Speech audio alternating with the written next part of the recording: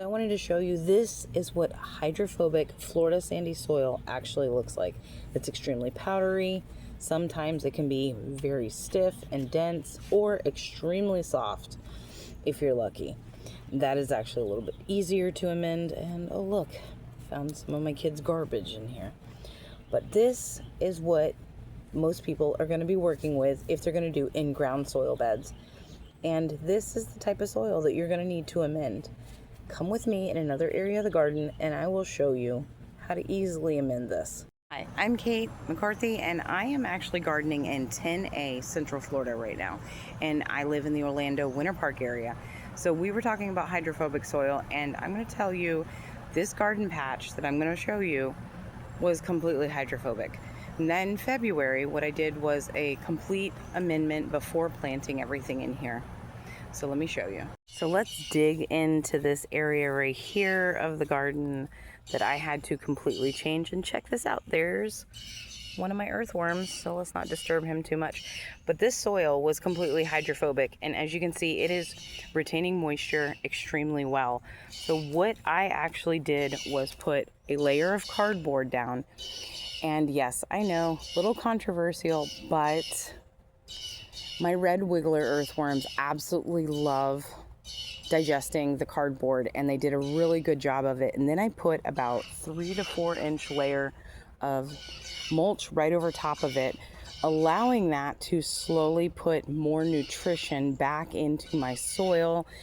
It also brought in the earthworms from another area of the garden. I've noticed they've shifted into this section of the garden, which is wonderful, and I didn't have to move them into it. And I have watermelon growing in here. I have flowers. I have everything. This is kind of like a hodgepodge garden. And some peppers over here. But the easiest way to get rid of, or not really get rid of, more amend your hydrophobic soil is going to be adding a good ground cover. And I don't mean a small layer of mulch. I mean a good heavy layer of mulch at least 3 to 4 weeks prior to planting anything. Once you do that, and you can water it in once a week, you don't have to do anything crazy. If it starts raining in your area, that's even better. Use the rainwater, allow it to just soak in. Within a week, you're going to notice that the hydrophobic soil is not going to be hydrophobic anymore. It's going to retain the moisture. Then over between a month to 2 months, you will start noticing the nutrition level will change. And you can every month start checking your pH balance, and you will notice that will change also because you're adding things into it like your compost. You're also allowing the mulch chips to completely deteriorate. That's going to bring in things like your earthworms, your beetles, the things that you want in your soil to build up a microbial life. Once you've done that, you will have this beautiful, prolifically growing garden. And I don't really have to fertilize this all that much.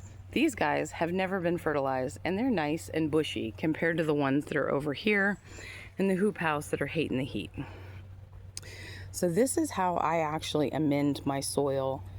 Usually all of my fall gardens, I've been doing that in the last couple of weeks, getting those ready for fall for planting. And then my summer and spring garden, I started last winter.